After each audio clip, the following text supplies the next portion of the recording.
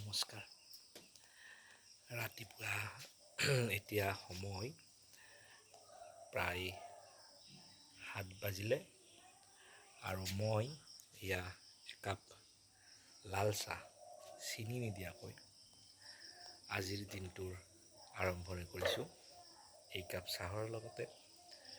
আৰু আপোনালোকক সুপ্ৰভাত জনাইছোঁ। আপোনালোক সকলোৰে দিনটো যাতে ভালে ভালে পাৰ হয় তাৰে কামনা কৰিলোঁ নেদেখাজনৰ ওপৰত। আৰু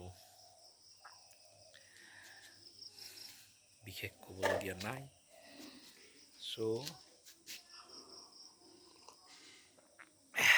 গৰম আছে, চিন্তা কৰিব নালাগে, আজি এইবিলাক কাটিব লাগিব।